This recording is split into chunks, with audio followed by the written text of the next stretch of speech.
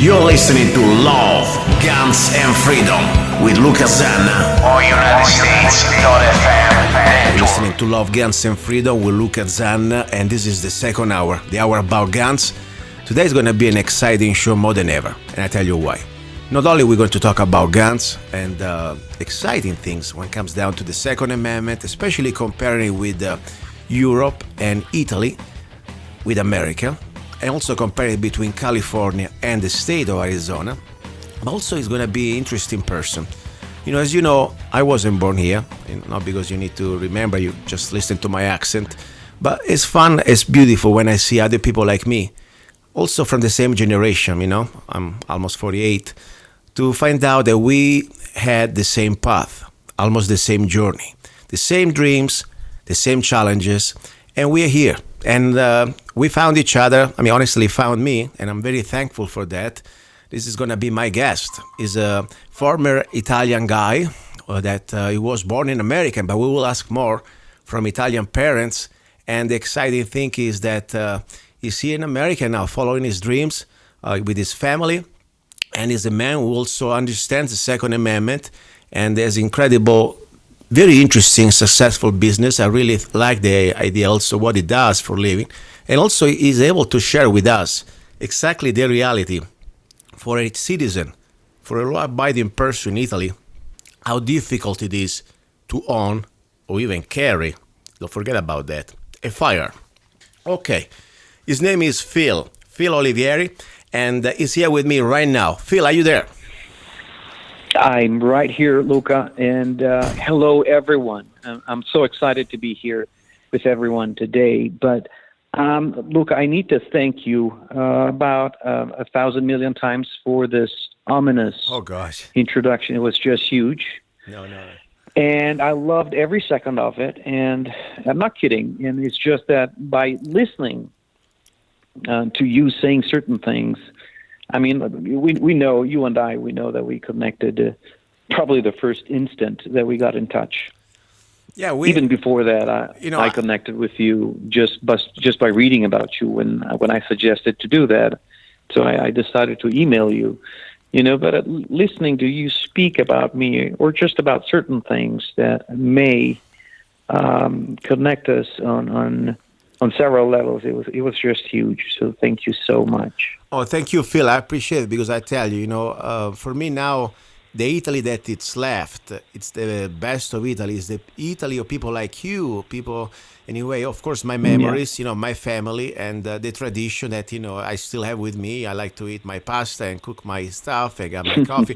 But, at the end of the day, I try to discern the Italy that I left. Of course, if I left it like because we had disappointments, because we could not fulfill our human potential in that country.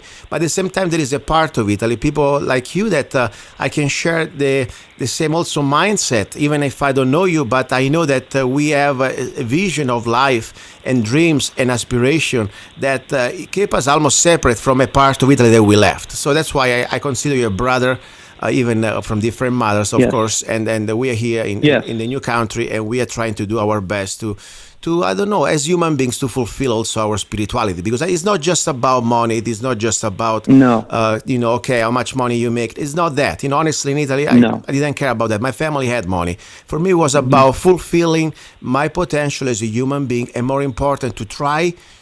Freedom is a big word. There is not an absolute freedom. But for sure, in Italy, I felt like somebody cut my wings and I could not even be able to do the basic things. And among those now, since we're talking about the Second Amendment, I never felt right the fact that I always had to beg for a permit every time I want to defend myself. Because we don't have in Italy, they don't have in Italy anymore, not there anymore, the Second Amendment, but we have it here. So, first of all, before we go into the Second Amendment, you have very interesting story. I really believe that, the fact also the way how you came to America, how your parents put you into this world. Give us a little bit your short background from your family and how you are related to this country, America. Right away, and I'll try to be as short as possible because we don't want our listeners to fall asleep while listening to my story. So I was proudly born in the United States of America in 1968. I was born in Dallas, Texas, actually, and which I often go back to the fact that I was born in Texas, and I will do that again during our friendly chat today. I was born to an Italian couple of guys that were over here in the U.S. for work, basically, because my father was an Italian Navy officer that had won several things over back there in mother country in Italy. And so he had been apprised with a mission to live a couple of years in the United States, going across a certain number of states, working jointly with American forces, American military forces, in a couple of fields, specializing himself and also sharing information, of course, between the two countries at the time. So I was most definitely conceived in the north, where it's cold, and I was delivered in the south, in Texas. Very good. This is interesting. And then what happened? You came back to Italy after that? Right away, I'm told, sorry, I did interrupt you. No, no problem. Go ahead. Thank you. So, yeah, I left. I just had the time for my parents to grab my American passport. As we know, in the United States of America, and there's not many countries in the world that are like that. And Italy, for example, is unlike it. So by birth, there's such thing called jus soli, which is the right of citizenship to birth. And so my parents were fortunate enough to be able to give me an American passport upon birth, which was the first passport in my life that I received, but not the only one. Wow. And so I got the American passport. I was 15 days old, and they had to go right back straight to Italy, because my father had been called back to duty in the Navy, of course, back to Italy. So they left. Very good. Interesting. Right there and then. So that would happen. You grew up in Italy. You got your journey as an Italian man. And let's go now, before we go to the Second Amendment.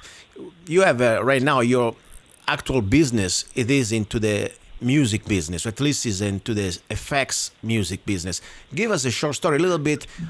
First of all, what do you do now, and how did you achieve? Because I think it's a very interesting story. This is not just about, by the way, the show is not just about guns, but also it's about freedom. And freedom means also how the individual can achieve his goals, his dreams, in a place where you can still have access to resources and less bureaucracy, and you're able to fulfill your dreams. That's the bottom line. So that's pretty much fulfill my idea of what we're talking here. So go ahead. What do you do exactly now as business? First of all, let's talk about that. I'll say it right away, but before, I need to stress again that what you say sometimes might sound like, blah, blah, cliche.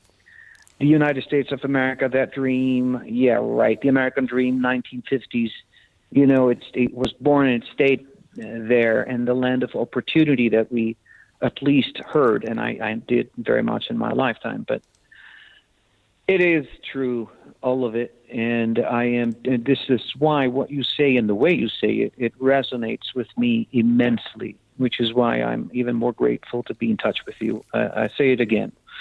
So I'm in a professional of the music industry today. My degree is actually information technology, and I worked in Italy in a couple of companies just doing this, information technology, which is basically computing and software. But as an American citizen that had been dreaming about exactly that, freedom, and also a certain type of music that used to celebrate such freedom, and if you will, rebellion as well, at least of a certain generation or of a certain type of human beings. And that type of music used to be rock and roll. Yes. I grew up with the desire of rock and roll, of blues, and loving that American, not only American, there's also British music, which is great. And not even strictly British, probably Anglo-Saxon in general terms. It's in the culture. It's the rock and roll and blues. It's definitely in the culture of the Anglo-Saxon community. So I grew up with that in my mind, and as a hobby, I kept on having that in my heart, even as a guitar player. since a very early age. So, with that dream in my mind, I bumped into, as a young kid, into a few bands that I really loved with all my heart. And there's all the classics of the classic rock music that we still listen to this day in all our radio stations across mainly this country, in the United States of America. So one of such bands was an Australian band called AC/DC. I'm sure that at least a few of our listeners today... It is still one of my favorite bands, believe it or not. It's amazing. Go ahead. I do believe you. I do believe you, and I believe you for all the right reasons, because especially AC/DC of a few decades ago were just an amazing band, and their talent and ability, and also their luck probably in meeting the right people back then, still is huge today. So I grew up basically listening to that kind of music, but specifically AC/DC had caught my attention with a couple albums of 1979, 1980, and we'll name them Highway to Hell and Back in Black. Yeah, I remember those. Specifically, yeah, right. It was the sound of the guitars that caught me, and also the drumming, the rhythm. I saw it as a very joyful, lighthearted way to just rock out in the free world. That was truly it's still today, because I still listen to those two albums almost on a daily basis. And we'll say it, I do work partly with AC/DC now. So there you have it.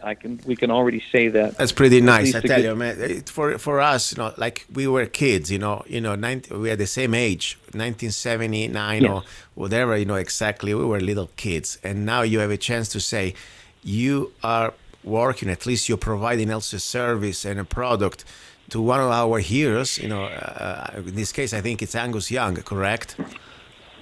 It is correct. You're totally correct in everything you're saying. Yeah. That's beautiful. I tell you, that's for me right there would be a dream of a lifetime. Like, I don't know. It's like we were in Italy. On top, when you're in Italy, it seems like such a world apart. The language is different and the distance. It's already difficult for an American kid or for an Australian kid to even think that you can connect to one of these stars. After a while, that's what they call rock stars.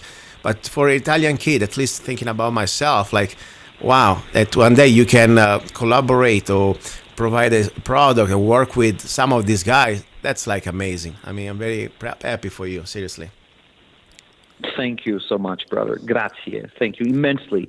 And yes, I've been named a couple times. A few things have been said about me, and I still have to pinch myself every time I see my name mentioned. Actually, did it really happen? Is it really happening to me again? Because and the thing where the guy who was able to inspire his inspiration, and that was, of course, it's ominous, of course, as a statement. And the other one, he did it because he didn't know it was impossible. And that's actually a citation, a quote from, I believe, a great Anglo-Saxon writer. I'm not sure the phrase is entirely correct and accurate 100%, but that's, I am told, is the meaning of that. So he was able to do it because he did not know it was impossible. So, yeah, that's exactly what happened. In short, I was obsessed with the sound of the guitar of those albums as a kid already.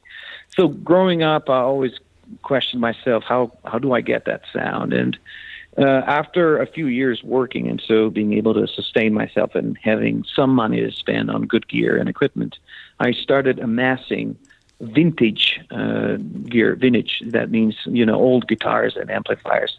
Doing research at the same time in order to make sure that that gear was exactly what had been used by Angus Young of AC/DC in those very seminal years, in the late 70s and the early 80s. Well, researching after researching and research after research, I bumped into an obscure interview of 1984, where Angus Young himself replied to a question saying, "So Angus, what effects do you use?" And he said, "Well, I just use a Schaefer regular system." And that was not an effect. That was, in fact, a wireless system. So I thought, why is he replying to a question? He's answering a question referring to a wireless device. when he's being asked of guitar effects. So that, of course, clicked it, and that was the start of everything. That was 4 years ago. Wow. And I was able to locate one of such devices, which is incredibly super rare, and it was uber expensive at the time, the equivalent of $30,000 today. Wow. So just very few of those were made back then. Wow.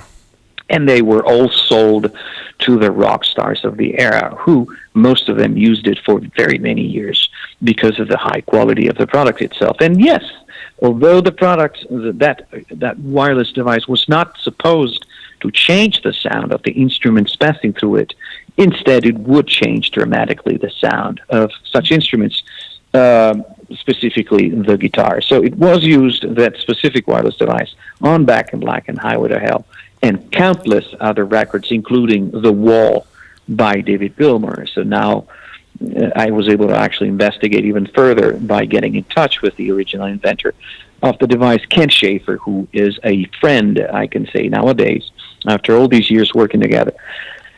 Question. We decided back then.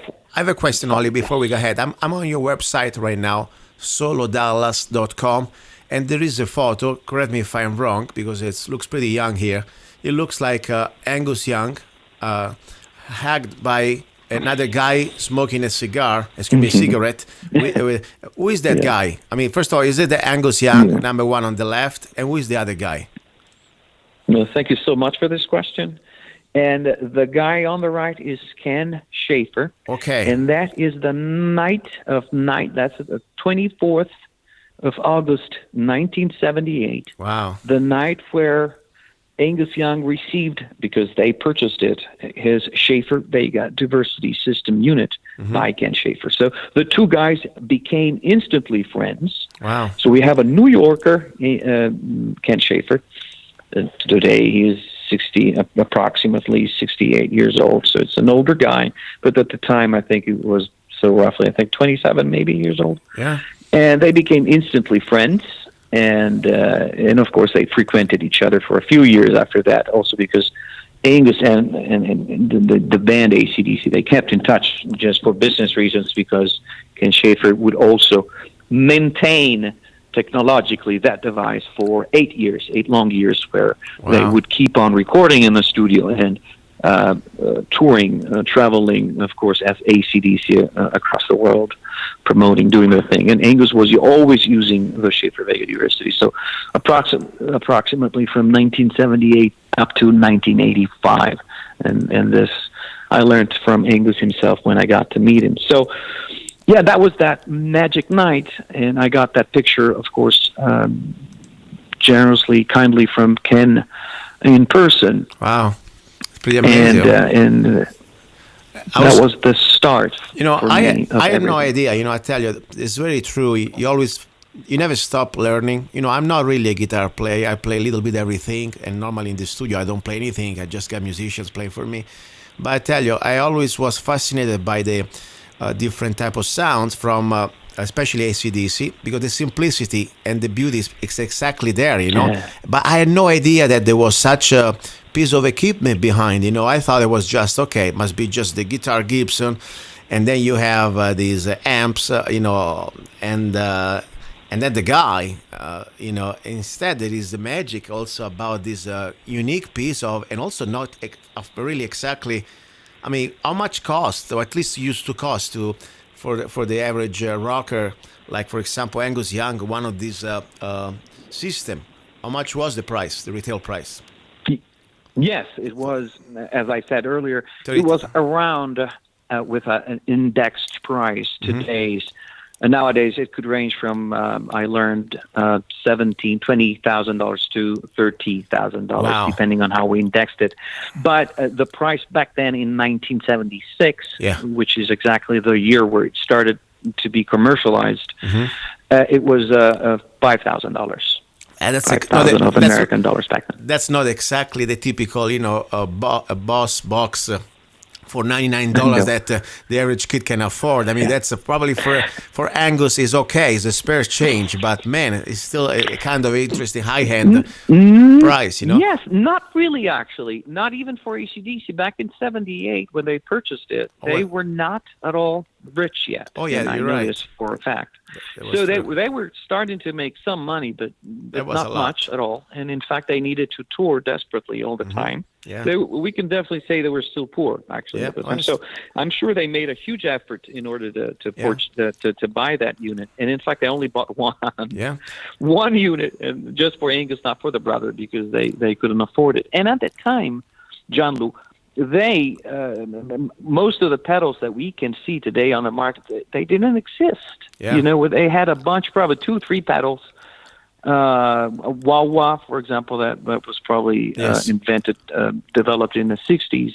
Maybe it had a fuzz, which is one of those guitar distortion, very trivial, very primordial, if I can say that, even in the sound. Nothing sophisticated like what you could do with a Schaefer Vega diversion system. Oh, it's amazing, I tell you. Right now, and now exactly what you do. So we go back to your business. You have a replica. You created a replica of this, right? Yes, we did. So I was able to locate a couple of units. And most of the units are still somewhere in storage with the original owners. And I know this for sure because I know, speaking with Angus, I know that he has one in storage, and his wife told me in person, I know exactly where it is.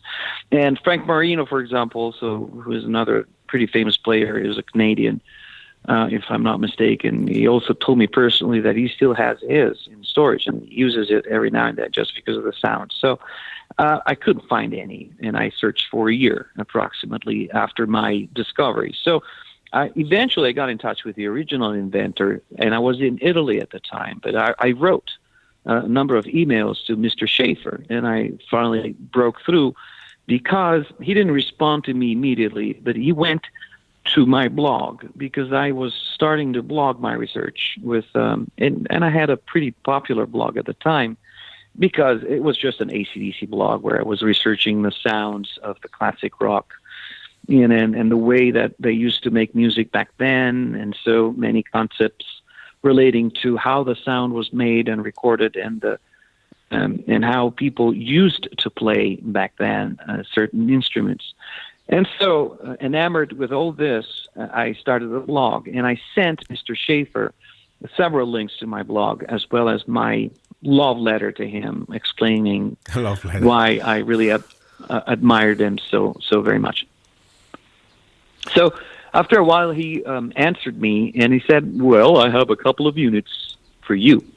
So I bought those, and I reversed engineered them in order to make a product that would just be a guitar effect, because I really wanted the world to be able to enjoy the same sound that we hear on the guitars of Highway to Hell, Back in Black, For Those About to Rock, and so on and so forth, and many other, actually.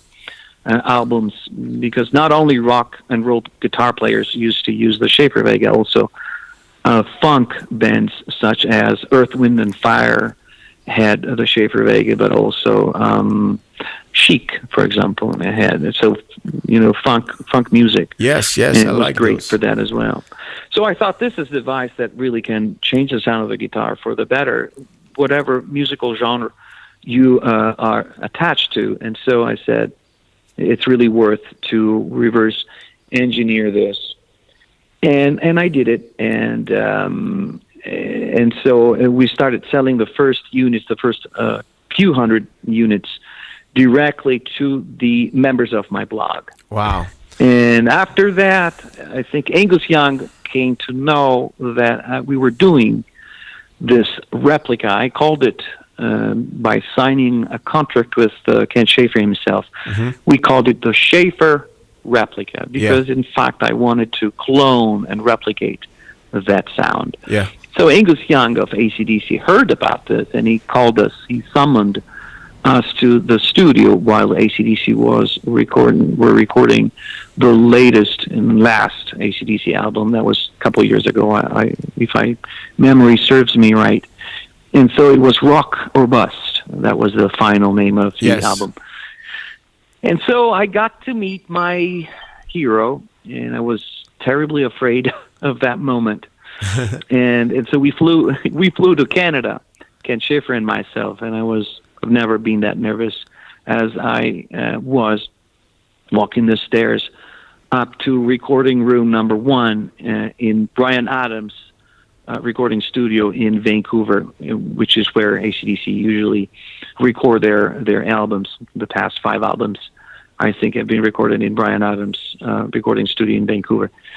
And it was just amazing. Instead, it was just we were supposed to be there for 5 minutes and just drop off our donation, our gift to Angus Young. Yeah. But instead, we remained. We stayed there for 2.5 hours, and I got to meet my hero and speak with him, drink coffee with him, hug him, and play his guitars as well. He let me play. Oh my gosh! His 2 favorite. You can't understand, John Lou. I still think about this, and here, let me pinch myself again. I know. Listen, it's amazing. I'm telling you, I'm almost crying here just thinking about it. This is so great. I cried. So I imagine this is good. This is good, listen. And so you gave him one of the replica, right? The Schaffer replica tower version. What did he get? Exceptionally correct. Once again, my friend, thank you.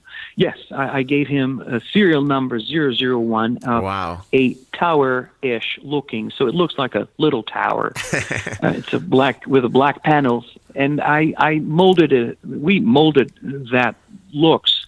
And now it looks even more accurate, even closer to the original. I wanted the look as much as possible of the original device. Yeah. Actually, of the receiver, because wireless device is made of a transmitter and of a receiver. So I wanted to capture the looks of the receiver as much as possible. And he used it in his album. Yes, he recorded with it across the entire Bronco and he loved it so much.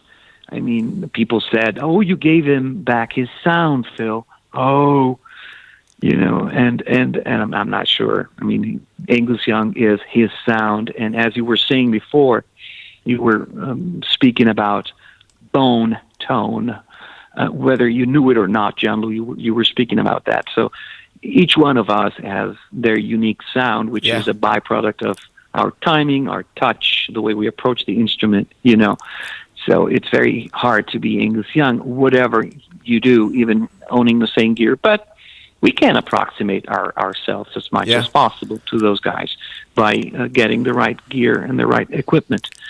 And that's what I wanted. So, yeah. So now this he started using it. Bring us back to America, okay? Now, this is exactly what I'm talking about. The idea that you can dream and you can work hard, and sometimes can happen. But I tell you, sometimes also you need the right fertile ground to make it happen.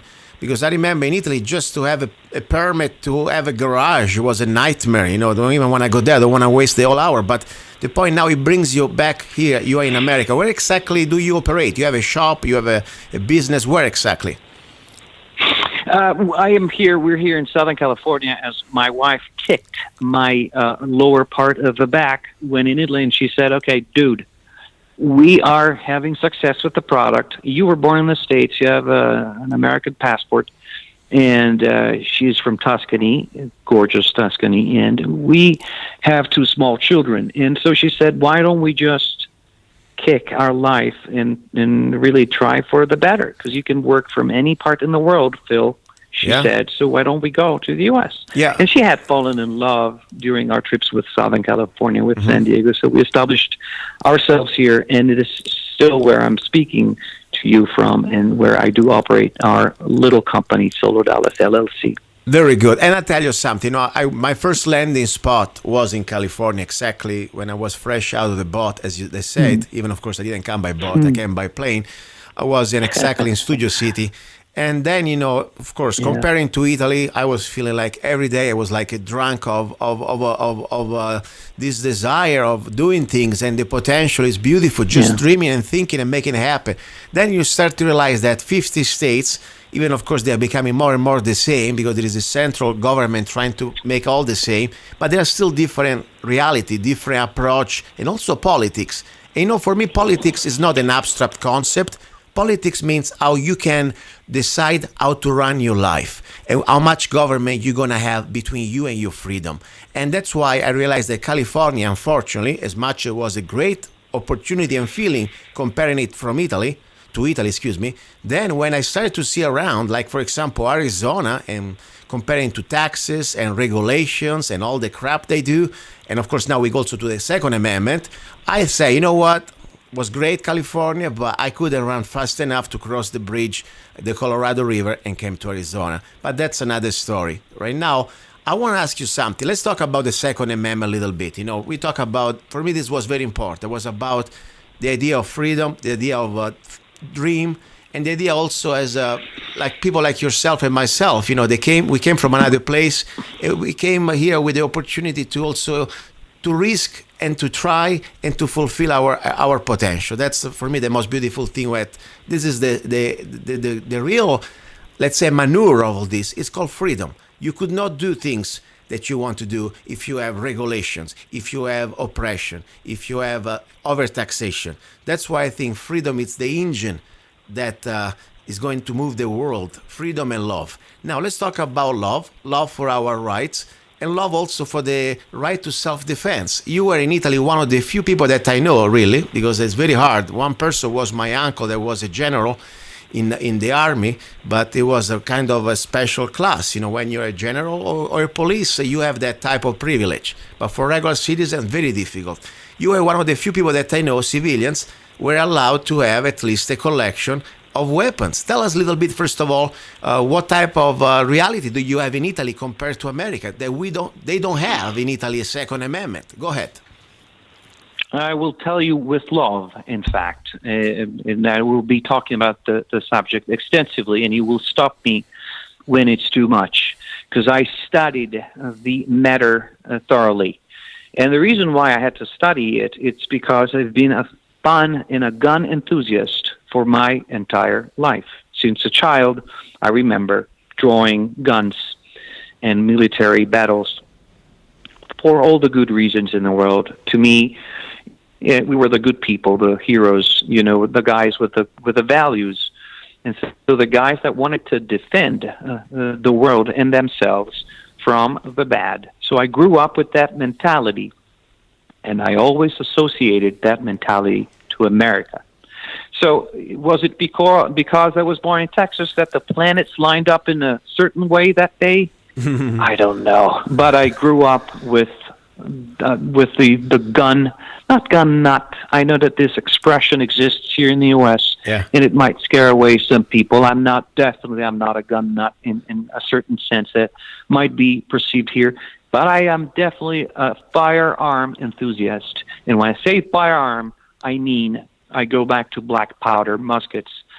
And I do shoot black powder muskets as well as other contemporary firearms. Wow. That we generally speak and call the AR-15s. Now, I want our friends to know that are listening to us that in Italy, despite the fact that Italy is one of the oldest producers of firearms, in fact, many people know that firearm factory Beretta,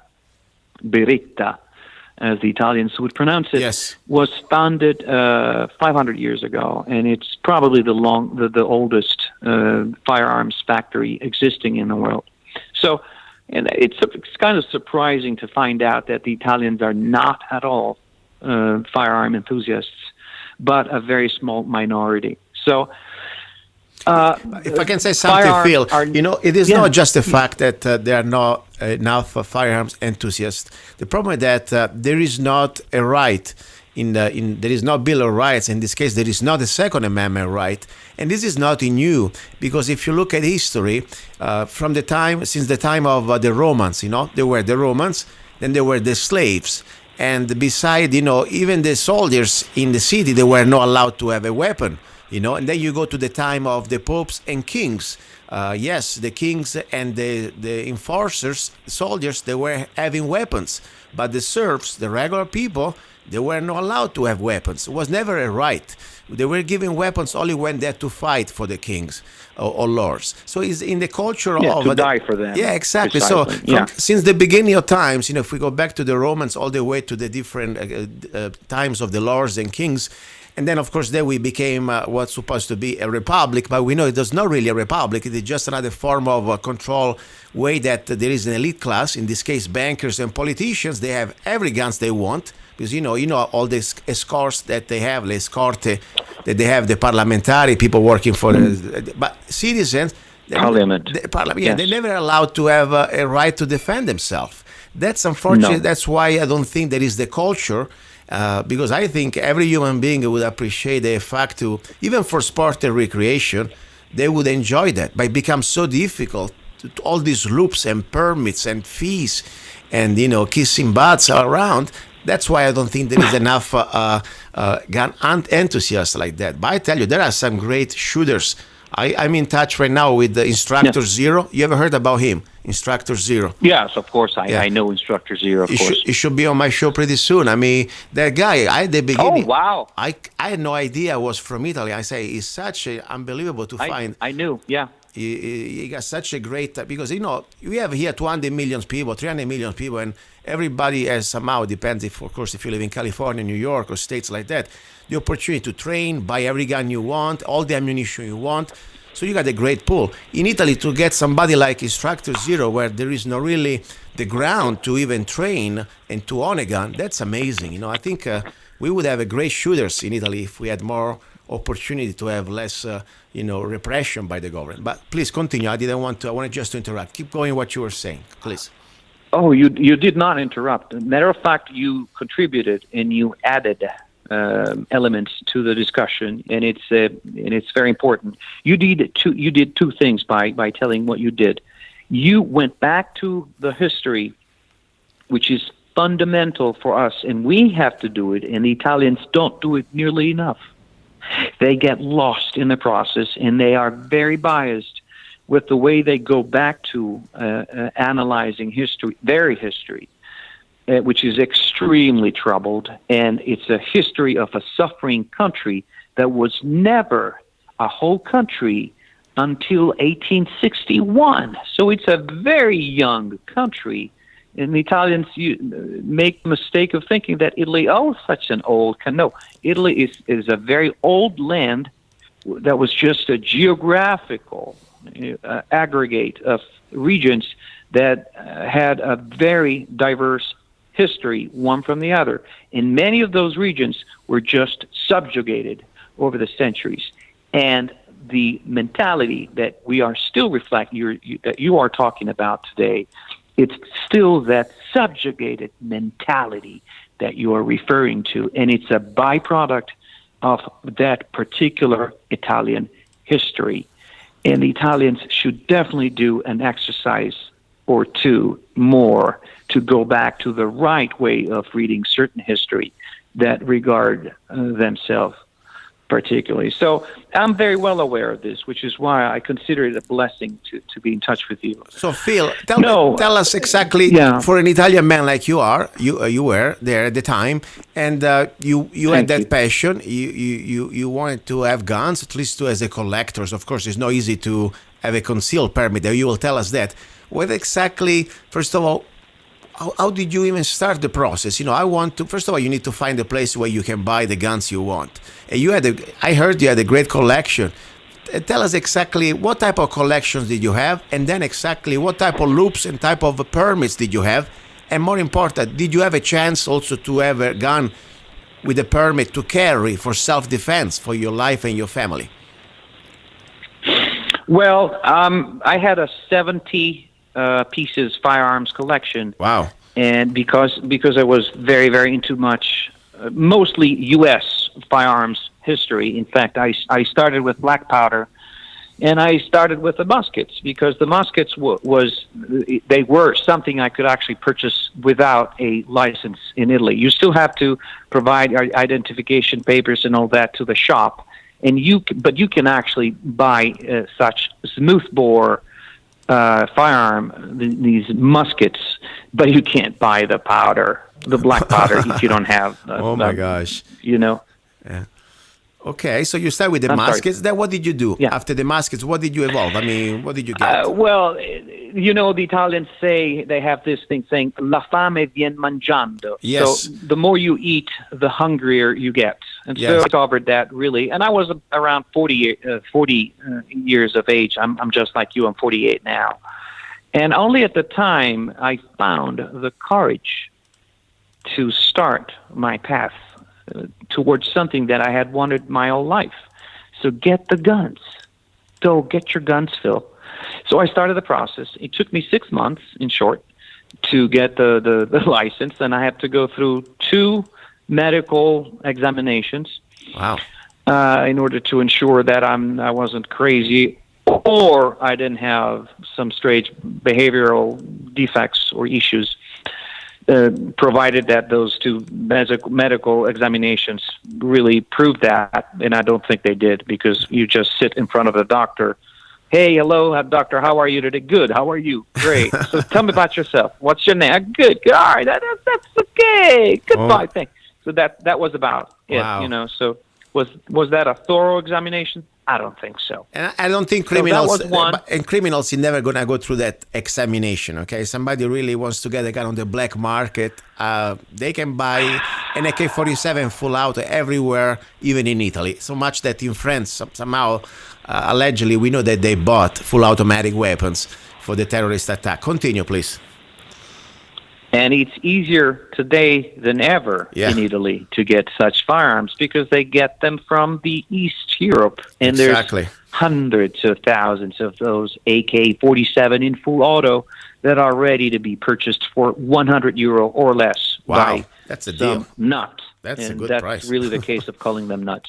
You want to talk about mafia? Yeah. Mafia is still there, and it's more alive and kicking today than anywhere else in the recent Italian past. And they're all armed. Do you think they had to go through what I had to go through, 6 months to get the license? Yeah. And such license, let's say it, let's tell our American friends, it was not a license that would allow me to carry my guns anywhere, or my person, or just anywhere I wanted.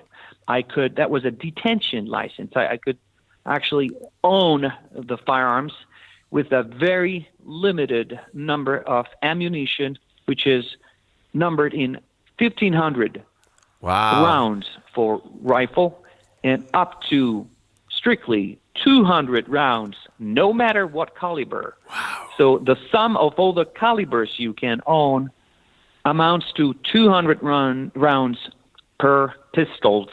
Wow. So 200 and 1,500. Now, one second, I have to stop you 1 second. This is, I remember when I was in Italy, I was a kid. I was kind of lucky too because, as I said, my uncle was a general, at least was a retired general at the time then. And then I had another uncle who was a lawyer, and somehow, I don't know, through connections was able to get licenses. But my point was that I remember there was a restriction how many ammunition. It didn't change at all since then. It was 200 rounds for the pistol. I mean, I got 200 rounds right now on this table, or one in the back of my truck, okay? Just because when I go out, I always have extra rounds. That's pretty amazing. It still didn't change after all these years. Wow. Please continue. This is just made me freak out. Go ahead. Thank you, brother. No, it's exactly as it used to be, and it shouldn't shock us that many firearms laws are still extremely old. They actually date back to the 40s. Yeah. So let me say this again. Some firearm laws in Italy, they date back to the 1940s, a time of war when we know what happened back then. But anyway, that's how it is, and I could own up to 3 pistols and unlimited number of hunting rifles. Now, such hunting rifles actually, the category actually contains AR-15s as well. So that was a good thing. I could own, an unlimited number if I wanted to of AR-15s and. What type of brand did you have? What type of brand did you have in Italy? You have access. I'm just curious. Yeah. I was trying to tell you before. I'm a fan of if people haven't figured it out by now, of America and U.S. military firearms and history. So Colt was my thing relating to AR-15s. I had a number of Colts that are very, very expensive to get in Italy, by the way, but that's what I wanted. What did you have exactly? Any specific type, like an M4 or what? M16? Oh, I can be as specific as naming the brand of the trigger. Go ahead. I had M4 Colt AR-15, but the one that is labeled M4. Okay, the M4, the left carabine side of the receiver. Yes. But let's be clear about it. It had the 16-inch barrel, which is federal standard here in the U.S. Yes. Now, this is something, since we're talking about barrel length right now in Italy, the funny thing is that in Italy, you can own a barrel as short as 12 inches.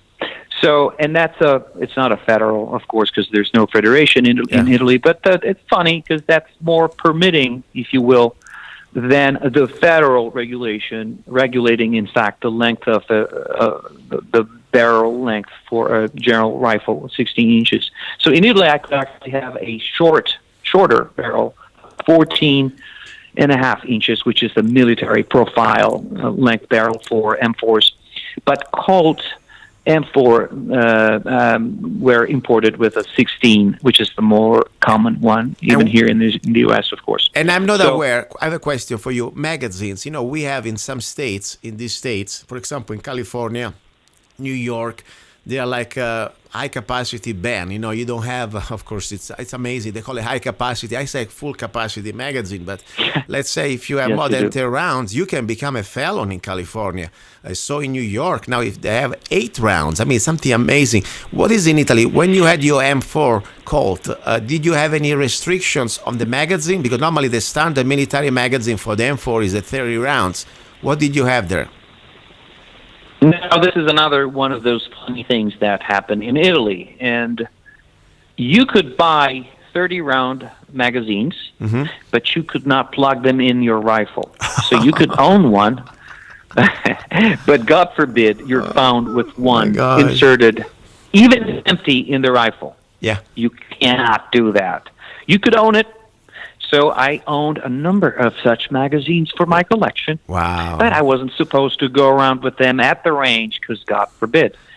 Maybe, so maybe in your capacity in a dark room in your home, in your cantina, in your underground place under your house. Maybe, I don't know. Just turn the lights off, shut down the windows, and feel the emotion for a moment. Yes, I got it inside for a moment, like dirty things. Wow, I didn't know that. I'm glad I asked you because I had no idea, seriously. Wow, this is pretty amazing. So you got a question, price. How much was the price of the standard M4 Colt carabine? How much did you pay? Let's talk about prices and more models because I still remember vividly, and it was just 2 years ago. So go ahead, please. Still very fresh in my memory.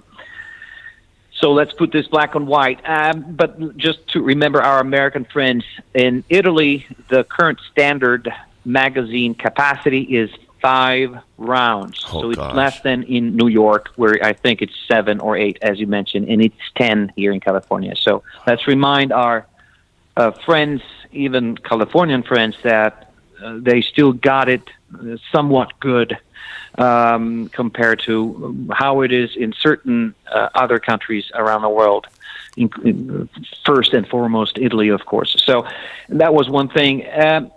That M4 I bought new in one of my most favorite gun stores in Rome, which is a very old gun store, and they quickly became good friends of mine, and I do want to say hello to them. What is the name of the store? Say it. I mean, we have no problems. Go ahead. What is the name of the store? Oh, thank you very much. I was actually trying to I have it here on the point of my tongue, but it doesn't come to me. Frinchilucci. Oh, yes, of course. Frinchilucci. I heard about him. Okay. Yeah, would probably pronounce it Frinchilucci. Okay. In America, Frinchilucci, so it sounds more compatible, more understandable, probably. Okay. And they're great guys. They love America. They love the Second Amendment. They just, oh my God, they're such great guys. Which reminds us that there's there's good people, if I can say so, in Italy. You know, there's a bunch of good people. They're not all anti-gun, and there's many anti-gun. Just by definition, there. Oh my God, there's so many. So that M4 cost me €2,000. Wow, new right out of my pocket. Wow. You understand that? Well, €2,000. It's a lot of money. I mean, considering there is an import and all the taxes, and don't forget also, I forgot when I left Italy, the IVA, the sale tax was like I think 19% or something like that. How much is it now? Well, thank you for asking. They, of course, updated and upgraded there. I have. How much? It's now 22%. No. 22%. Oh my God. No, wait, let me spell it out. Guys, listeners, let me tell you this. Every time you buy anything, I think that also applies to food last time I checked. I'm not sure for sure. It does. It does. Also to food. You're right. Even if you buy a sandwich, okay, or a piece of bread, you pay 22% extra. Just go straight to the leeches in the government. Think about that. Now, in that rifle that you bought, that was also included probably the good 22% of a sale tax, I guess. Correct?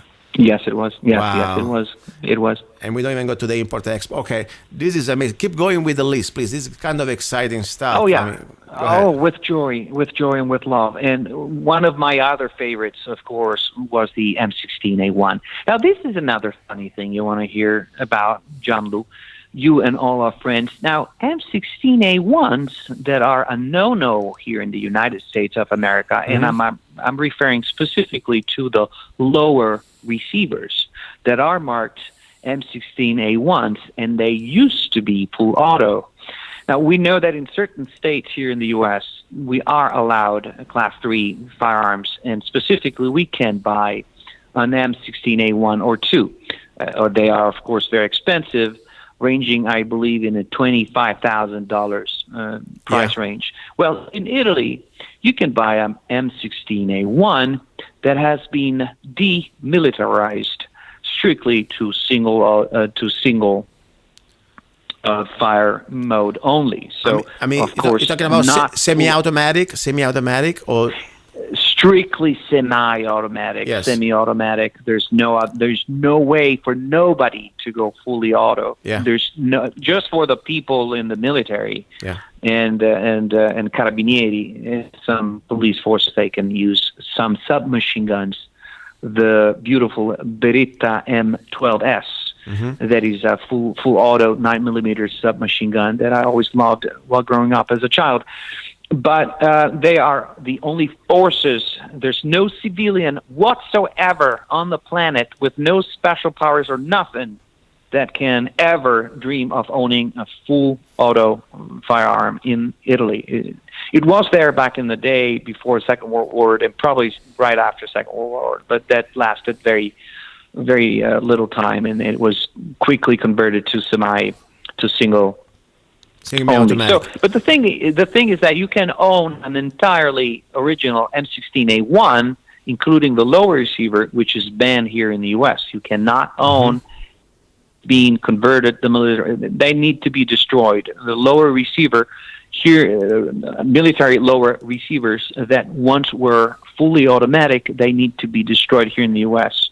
You can, sell the upper receiver with the barrel coming from a fully automatic rifle here in the U.S. Matter of fact, I got a couple of those here, but you can't own a lower receiver that once was full auto receiver if you don't own a Class 3 license here in the U.S. In Italy, instead, as a civilian, you can go and get that rifle. So as a collector, I was very happy, and I purchased a couple M16A1s mint. One was really mint. I don't think it had ever been fired even.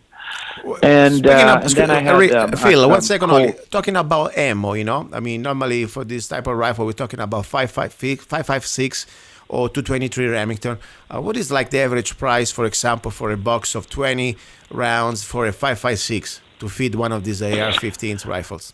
in Italy? How much? That was comparable. Yeah, the price was comparable in euros, probably. So a little. I forget how much it is here to buy a box of 5.56, which is slightly. It's got a little bit more pressure, as you know. Yes. 5.56 compared to 2.23. Yes. And by the way, in Italy, you cannot purchase as a civilian 5.56. It's considered military ammunition, and you can't own it. Remind me also that, because another thing is about the 9mm Parabellum. Okay, that's a big word. That means, oh my God, it's just a 9mm. So in Italy, if I remember well, you cannot own a 9mm Parabellum, because that would be exactly the same round that normally used by the police or military, but you can use, for example, a 9mm. You can buy a 9mm large, or at least a 9x21, I guess. Is that right? Or am I wrong? That is absolutely. It's completely correct. And the only reason why they had to go around that joke of law is that there's the word parabellum, that means for the war. It's Latin, and it means, parabellum means for war. Yeah. So it was banned by name. As ridiculous as it is, 9mm was banned by name in Italy because they didn't like it. Yeah. And you know why they didn't like it? Because they started that war. That war. The Italians contributed to starting Second World War, and so they didn't want to accept that, and so they tried to ban that thing out of their history that way. Don't get me started on that. I need to ask you something. Normally, we're almost at the end of the hour. If you want, I would like to keep you in the second hour for 10 more minutes at least to continue, because there is so much to talk about the gun part. Would you mind to say 10 more minutes at least? I get my days. Okay. And I want to say something before we go ahead. This is different from NPR or from the government, that normally they extort money out of your pocket with a gun on your face. Here we always try to propose you products and services that you, out of free market, you will decide. Talking about rifles, I want to remind my listeners that there is right now is available starting from this Monday, tomorrow. Today's Sunday. It's going to be broadcast on Sunday. The show is recorded. The Don't Trade on Us rifle by Zanna, the most affordable AR-15 M4 carabine, made in the USA for just $499. And you get a lot of great freebies. Go to freedomrifle.com. freedomrifle.com, and you can get finally your AR-15 military grade semi-automatic in 223 Wild. You can shoot 5.56 and 223, 4 minutes of angle. I was doing headshots, 8 square inches groups in 200 yards. This is a great rifle. So we will continue now with Phil in the final hour. You're listening to Love, Guns, and Freedom. Don't go away, and we will talk more about guns and what's really happening in Europe, in Italy, and how we have to stop this trend to disarm us in this world where everything seems to be going sideways. When you need things set straight, Zanna Coffee Straight Shot Espresso. Start your day with a bang. The best organic and GMO-free coffee beans from around the world to amplify your senses and enhance love for life, liberty, and the pursuit of happiness. Zanna Coffee brings you happiness in every cup.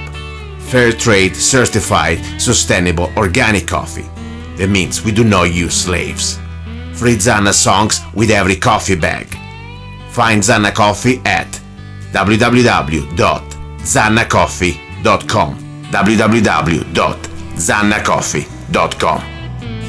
Don't be cheap. You deserve the best. Have you ever met someone on an online dating site and thought, wow, this guy is perfect for me, or she is simply amazing, only to find out they were hiding a deep, dark secret? They plan to vote for Hillary. FreedomLovers.us was created for singles who want to exchange ideas and a love for freedom. People who are looking for solutions to create and defend freedom in the real world, and at the same time, getting that once-in-a-lifetime chance to find their true soulmate. Whether you are interested in meeting your soulmate, making new friends, networking, or hanging out with that like-minded liberty lover, visit FreedomLovers.us. It's the first free dating site and community.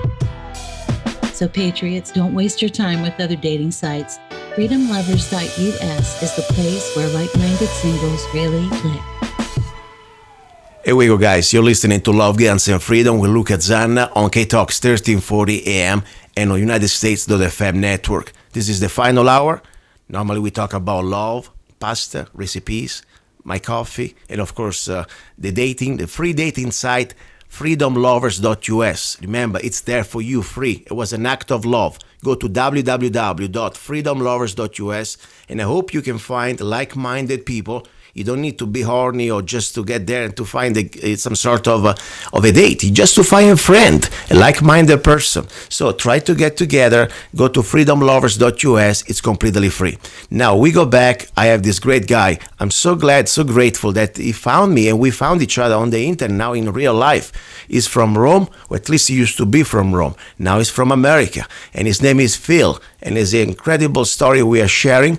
We've been talking, of course, about his passion, about his dreams, about his career, his business, and also what he's doing in America. But we've been talking during the second hour, especially about the Second Amendment, comparing reality from Italy, Europe, and here in the US. And we were talking exactly about his collection that he used to have when he was in Italy, and also the different loops and difficulties even to have a permit, and how many ammo you are allowed to have. So much information. So please, and the reason why I want to share this is just to remind you, this is exactly what the globalists want to America. They want to disarm us. We have a Bill of Rights. It's called also the Second Amendment in this specific case. But that Bill of Rights, if we are not educated to understand it and to defend it, it's not going to save us, because we need to share this culture. We need to share this is a heritage. This is a right. This is not a privilege. So we are under attack, and I think it's a good way to show exactly what they want us to make us, like comparing to the rest of the world. They want the model I have completely like Europe. Nothing almost. England would be the final model. No guns at all. So we got to inform ourselves, and that's why I'm thankful to Phil to share this experience that he had when he was in Italy. Phil, are you back? No, of course I'm back. I'm so glad to be here and be speaking with you and to be with you all. Perfect. Again. So tell us, we were talking about your different collection you had in Italy. We talked about the different permits and also limitations in ammunition. Tell us more about that, especially the part of your collection. You know, you got a lot of weapons. We don't have probably all the time, but any specific military weapon not. That you handguns? Yes. Did you have any handguns? You were allowed to have any handguns? Oh yes, I had loads of handguns. Let me go back quickly to the rifles. So yes. M16A. Once we covered that, I got a couple of those ones, and then I had Heckler and Koch or Coach. I forget how they pronounce that, but it's that German M4 style. That it's a different way, extremely expensive. That amounted to 2,600. Wow. Euro, but of course it's expensive here in the U.S. Yes. And I found out it was completely not worth having it. So it was one of the first ones that I sold right away. And then I had a bunch of surplus, actually, rifles from the First and Second World War. Specifically, I was, of course, once again very much into U.S. military firearms. So I had the M1 Garand. Some people pronounce it Garand, but I learned that the correct pronunciation for it's Garand. In 30-06, I had one of those in mint condition, 1943 Springfield, so very desirable, not a rebuilt rifle, nothing. It was just gorgeous, and I had to give it away, of course, upon coming here. Because another funny thing is that you cannot re-import. Wow. American firearms, once they are out there, somewhere else in the world, it's extremely difficult to re-import or to just import back those American guns back into the U.S. So I had to get rid of my entire collection upon moving here. And then I have an M1 carbine in the 30 caliber that also was mint. It was just gorgeous from the Second World War. So it was the original one without the bayonet lug. And you may or may not know about that. The bayonet lug was added, after Second World War on most M1 carbines. All right, you know that. One thing that I really loved was the Springfield 1903. So the M1903. That's a rifle that I have probably 2 or 3 of those in Rome, and I have 2 here because I repurchased them. Actually, I have 3 here now. Wow, that's amazing. I really rifle. love that. I love 30-06 as a representation of the good old America, great America. This is a powerful caliber, all American. You can hunt with it. You can go to war with it. Yeah. It's just great. Yeah, I like it. It will it. go bang no matter what. Yeah, I have myself, I tell you, you are incredible, by the way, collection for here, even for this type of standard. But for Italy, I think probably, wow, it's pretty amazing what you had, especially thinking about to keep all this and to buy, and of course the price tag, that you pay extra there. I have my M1 Garand that honestly was one of the latest edition that I had, and for me was most of an emotional thing. I really like it as a piece of history, but I bought it through the CMP. I'm sure you're familiar with that. This group is is a private organization, but works with the government, and they work to, let's say, resell surplus military rifle to give it to the citizens to try to it was one of the few good things that the federal government did, really, to try to share this gun culture and marksmanship, okay, a civilian marksmanship program, CMP, and I got this M1 Garand, and my mind that I had, because I wanted to keep my ammunition standard, and as much as I love the idea of the 3006, I didn't have any rifle in 3006. Mine, they are mostly in 7.62 by 51 NATO. So I got mine that they sold it to me. They can rechamber it, and they rechamber with the 308 or 7.62 by 51 with the spacer. Of course. But it's amazing rifle. I think one of the best rifle really I ever owned.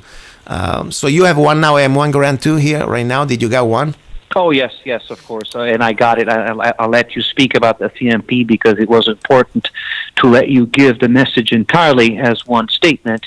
But I am affiliated with the CMP myself as well. Amazing. I love the CMP, and that's where I got my M1 Garand as well. Wow. Just like you. So these are mainly rebuilt ones, and they're not. At least I went for the cheaper one that still looks gorgeous in my humble opinion. Yeah. And then, of course, I swapped the stock that comes with a CMP, which is newer stock, and it's gorgeous. Mm-hmm. Still gorgeous stock, but I wanted it to look more like Second World War, so I purchased a P-marked, so proof mark stock from the past here, trying to rebuild the look of the original ones. Remind me, how many years you've been already in the U.S. permanently? 2 years, 3 years? I forgot. A little less than 2 years. Wow. So I've done a lot of stuff in this short time here in the U.S. Even the fact that meanwhile you're keeping your business going and you have a family, I'm sure you got a life, you got to take care of your kids and your wife. Yes, you have also the time to learn about the CMP and buy all these guns. That's pretty amazing. That was fast, man. Gianluca, just as you said it, and you said, I told you, even offline, and I'll keep on telling you, and I cannot wait to meet you, but I live live intensely under the light of the values that you named. So it's not that I do it for fake, I do it for real. I really believe in what you said, and those things are the light of our lives, and we do live very intensely here, and we do, and we can. We do because we can. We can here in the U.S., and this is why I wake up very early in the morning, every morning, and I wake up a happy man, Gianlu. Me too, man. Older guy, because we're almost 50 years old. In today's world, we're young, right? But yeah, we are no more 20s. That's for sure. We're not. You're no more 20s. We're not kids anymore. Yeah. But I have never enjoyed life as much as I do now. Never enjoyed life as much as I do now. You know what? I tell you something. I exactly feel what you feel, because for me, even now, after 8 years with Obama, and this is not the hour normally I want to go into politics, but let's say it is not just Obama, it's the centralization of government, the restrictions, and the tyranny that is creeping everywhere. It didn't start right now. It's a long process. But even now, if I had to compare, I came here to this country in 1998, okay? And that was before the Patriot Act, before about many different legislation that really destroy some of our rights. But still today, after all these years, I get up in the morning, and sometimes I tell you, I get up at 3:30 in the morning because it's the only time when I can write books. And I wake up with a smile. I wake up with, I don't know, I'm excited. I'm also the same excitement when I had here in 1998 that I was, still with my completely broken English and I was trying to look the way to fulfill what I wanted to do. Yes. I still have the same excitement. And I tell you, it's amazing. Even with all this stress that this government is trying to give us and the chains around our neck, I still feel the opportunity you can have here that we don't have anywhere else. That's why I feel what you feel. I understand. And I tell you, I hope, California, I tell you, it's a beautiful scenery. You got great wine. But, we can still buy the wine even from another state. I pray that maybe who cares? Of course. You can come to meet me in Arizona, maybe fall in love with the area, maybe your wife too. And I can't wait. I've been there a bunch of times. I'm letting you speak, and as you speak, if you could see me, I am nodding like a penguin, okay? I keep on nodding. I'm going like this. I want everyone to know. I've been to Arizona a bunch of times. Yeah. I love that land, man. I love it. I could live happily there, I know for sure. And anyway, but that's the point. So I understand the feeling. So please continue what you were saying about everything. Go ahead. Thank you. Yes, we were listing those firearms, and of course I had. You mentioned handguns as well. Of course, I had a bunch of more rifles, a couple of K98Ks, the German ones, which I also used to like very much growing up, and watching those American-made movies about the Second World War. That was so seminal as well, the movies themselves. For example, it comes to mind Saving Private Ryan, which is a much later kind of movie by the end of the 1990s, but I keep on watching that movie very often, and every time I meet, and especially here in the U.S., a veteran of Second World War, and they are very rare now, but they're still out there, some of them. Tears come to my eyes, and I let them know that I am Italian and that those guys saved my used-to-be country, Italy, because my country now is America, and my children are American citizens, by the way. So We're Americans. We're here to stay. I was born here. I'm going to die here, which is what I tell everyone. But when I still meet those veterans, I still cry a little bit. And then it goes away because they saved that country back then. So I had a bunch of handguns as well, naturally, and I had a couple 1911s. I had a Luger. I had a Walther, not the P38, that was too expensive. So I got the P1, which is that later model, if you remember. It just looks like a P38 Walther, but it's identical, basically. But it was built in aluminum. The frame is in aluminum as opposed to steel, so it was a little cheaper. And then I swapped the handguards with original Second World War P38 handguards so that I could have, at least in looks, the real deal. And then I had a bunch of more modern polymer handguns as well, including Heckler and Koch, I think it's the way they pronounce it. Once again, the Italians say Heckler and Koch, which I don't even know if it sounds right in English. Yes. It could sound embarrassing. So I had... You had a museum. I tell you, according to the standard, probably you could have supplied to the old Carabinieri in Rome at least, okay? If not more. Well, I had my gun room there. I don't have it here, but I had it there.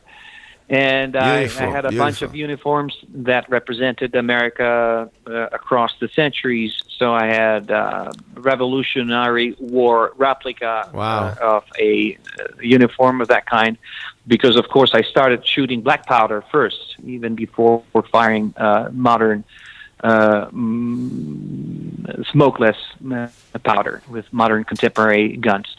And that was, by the way, that's an incredible thing that we as Americans should, and I know many Americans do practice that with the black powder and the muskets, but it's such an amazing experience to just do that, one shot at a time.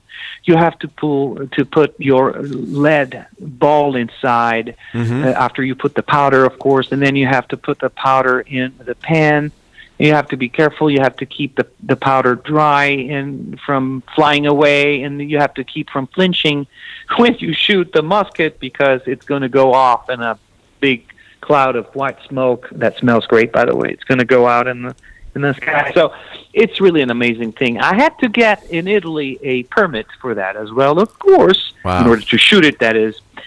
And I had to take lessons, actually. And the guy who gave me lessons was an ex-Italian champion of shooting muskets and black powder that was very impressed. Wow. Because the very first rounds that I shot at the Roman gun range, the government one, which is the one you have to go to in order to sit in the class, he was impressed because he goes, "What is that? Ever shot the..."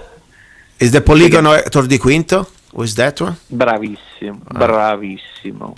Yes, it is. Very continue, please. That was the place. So this Mr. Antonio was the name of the guy. I forget the last name, but we still keep in touch via email every now and then. So he sees me firing this musket, and I had and now let me be proud for a second of a certain past of my Italian heritage, because there's this Italian company that some of our friends here in the U.S. might know.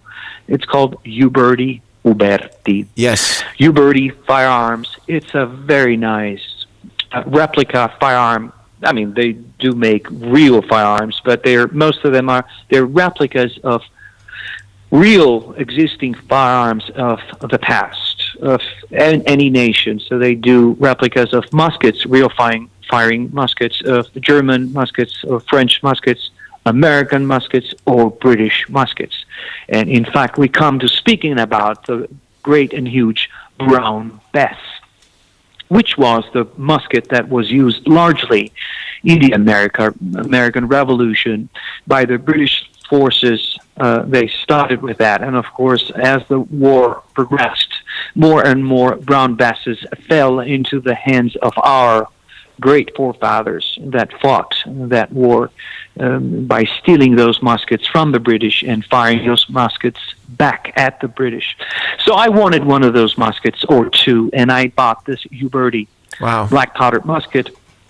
And I fired my musket with that master of arms, Mr. Antonio, who taught me the very first moves of how to load that weapon and to fire it at 100 yards, which is the maximum range at which we can hope to get something 100 yards for muskets, because they are, of course, smooth bore. A smooth bore. There is no rifling in the bore. Well, pretty amazing. I tell you, sir. You've done so many things in Italy that I tell you, you really must have a great desire, because to just think to get through these loops, as you said, you got to go to the specific range, you got to find everything, even for a black powder, you got to have a permit somehow.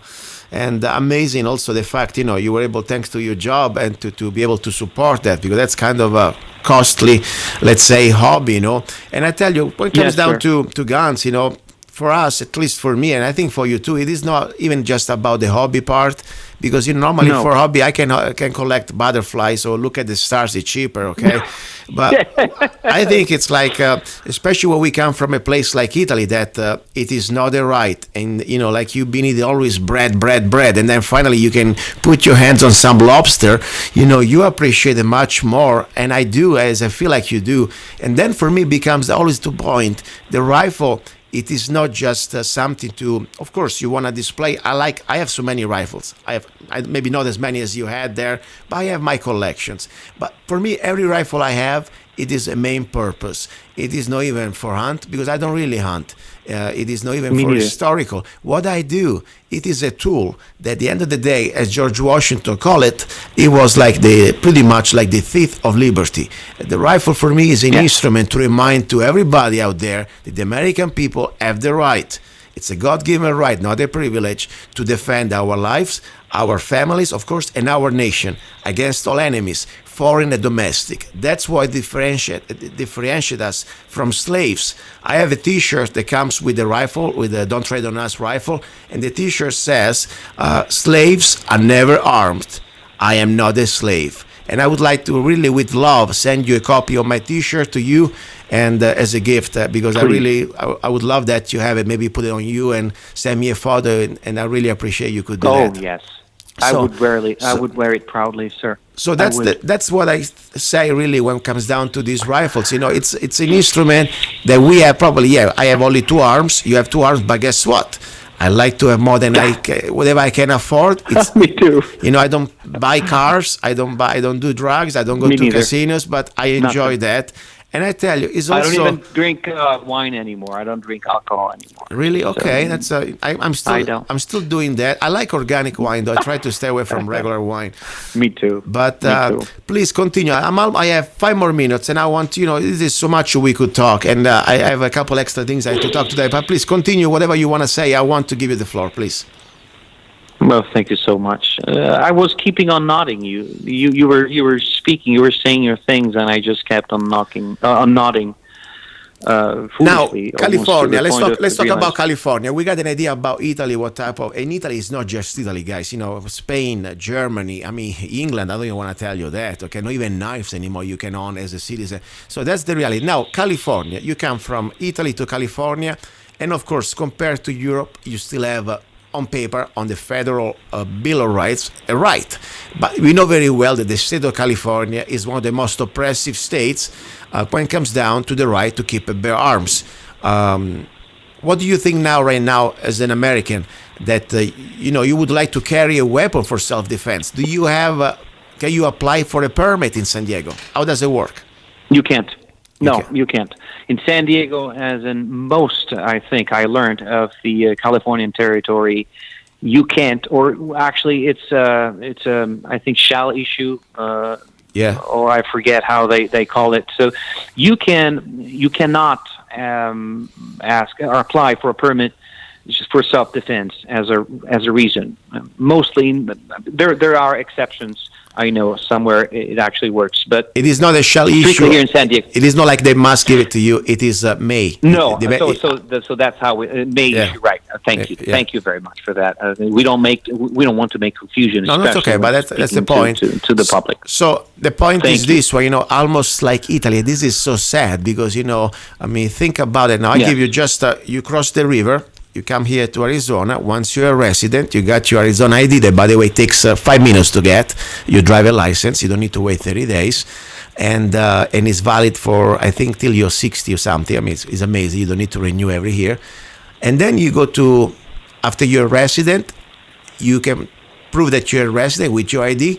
You can buy any gun, long gun, short gun, doesn't matter. And you can conceal that gun without permit, because the permit is the Second Amendment right. We call it constitutional carry. This is the law that passed a few years ago. We used to have, and we still have, open carry. That means a law-abiding person without criminal record can carry a weapon without permit if it's openly holstered. Let's say on your holster, or if you have a rifle on your sling. And that was before. Now, not only you can still do that, of course, but you can also conceal that weapon without permit. That's why I really think without permit. It's so amazing. You can buy immediately, because I know in California, correct me if I'm wrong, you have like a cooling off period, like 30 days for a gun, right? You are right. Yes. So that's the point. That's correct. So here in California, you go and you go to a gun store. Hi, I'm a civilian. I'd like to purchase this handgun. First off, we have to remind our listeners that in California, they have something that is actually probably even worse than what they used to have, than what they still have in Italy, which is the gun roster. They have a handgun roster here in California. That means that only certain models of handguns can be purchased. Now, yes. Let me remind you of this, Gianluca, because it's quite stressing for someone like me that likes to collect just because I can, which is, the huge difference with Italy. I mean, we can here, and I felt different upon arriving. Oh my God, I'm in America. That's so great. And then after a while, I started learning about all the things in California as well. The first thing that hit me was the gun roster. So I wanted this and that. I wanted that handgun, and I wanted that other handgun. For example, I wanted a Smith & Wesson M P9, and I really wanted it, and I couldn't have it because it's off roster. Then I wanted an MP9C compact. Couldn't have it, not on the roster. Wow. Then I wanted a Heckler & Koch P30 in 9mm. Can't have it, not on the roster. Then I wanted a Heckler & Koch VP9, not on the roster. Do you want me to go on? No, I got it. You know what? I'm I want to, like, remember the first time I was still living in California was exactly 10 years ago, more, almost 11 years ago. 2005, excuse me, 10 years ago, and I came to Arizona for the first time for an event, okay? It was a political event on the borders. And I remember the feeling, getting out the car, was a little town called Tombstone. It's still there, okay? The famous Tombstone from the movie. I love Tombstone. And you see all these ladies and regular guys, even dressed in, historical cowboys, whatever. But the bottom line is they were walking around town with their guns. And I said, wow. This is pretty, and I asked, this is real? This is not only real, but it's no permits. Say, wow, this is the place I want to be. And God worked really in a way that somehow I was able to get out of California then. And then when I found Arizona, I was saying, you know what, this is for me was the real America that I really dreamt. And I don't know about you, one thing I used to like when I was in Italy was, of course, AC/DC, music like that. And then another thing I used to love was the spaghetti western movies. And Sergio Leone. I'm a great fan of that. Oh man, Sergio Leone and all the entire thing, even the obscure ones. I still watch those. Yeah, and Arizona was one of the places that somehow, even of course, many spaghetti western were made in Spain or maybe even around Rome. But there was one around Rome as well. You said it right. Yeah. Yeah, and there was one movie that I realized there was one was called C'era una volta in West. There was. Oh my goodness! Yeah. Once Upon a Time in the West. Of course. Yeah, and I got that one, and I realized that they're one of the places that they were shot at the end of the movie. There was in Apache County, okay, and that's where I didn't know. And anyway, and that was for me Arizona that I always wanted to come to, and it's funny. My grandfather, bless his soul, is dead now. When I was a child, I used to go to his office. Was a businessman, and he had a guitar there, and he always used to sing me serenades. And one of the songs he used to sing was Laggiù nell'Arizona, del tango delle capi nere. Yeah. Yes. And I think he brainwashed me with that, and that's probably one of the reasons why I really wanted to come here. Listen, I want to say, I am sure that that's one of the reasons. So bless your. I want to invite you officially. I want to invite you officially, and maybe I really believe nothing happens by accident. We found each other all the way from Rome. Probably we were pretty close. You used to live in Parioli. I used to live in Cassia, not that far. Almost We were neighbors. Yeah, we're basically neighbors. That's amazing. And we are neighbors right now too. Just a state between. There is a river. Coming. And I hope your lady, we can convince maybe your lady to look at Arizona. Has a lot of beauty. We have lakes. Of course, there are mountains, and there is desert.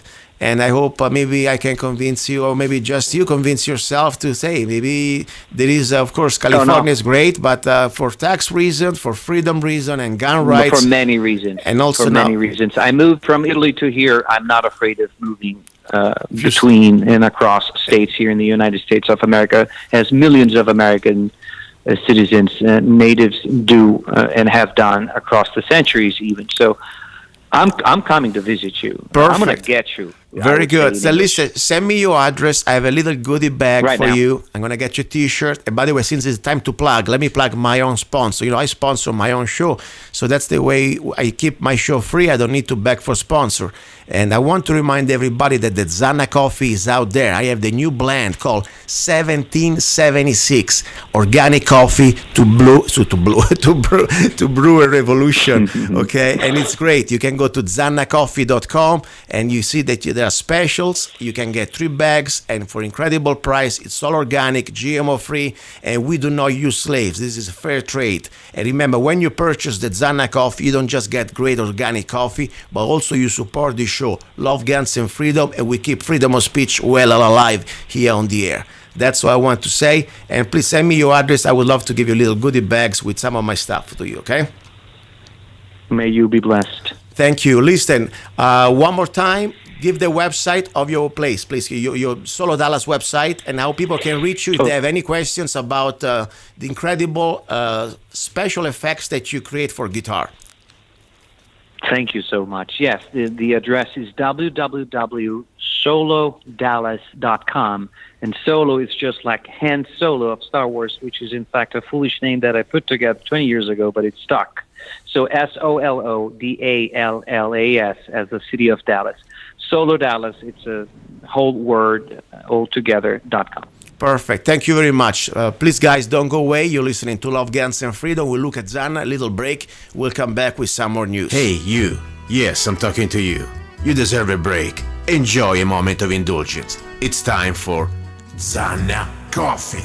Guilt-free pleasure. Zanna Coffee is the organic coffee to amplify your senses and enhance love for life, liberty, and the pursuit of happiness. Only the best organic and GMO-free coffee beans from around the world that I selected. Zanna Coffee brings you happiness in every cup. Fair trade certified, sustainable organic coffee. That means we do not use slaves. Free Zanna songs with every coffee bag. Find Zanna Coffee at www.zannacoffee.com. www.zannacoffee.com. Get your coffee bag now. Don't be cheap. Life is too short and you deserve the best. Zanna Coffee. Here we go, guys. This is Luca Zanna. You're listening to Love, Guns and Freedom. This is the final hour. It was an exciting interview with my friend Phil, originally from Rome. He was almost a neighbor of mine.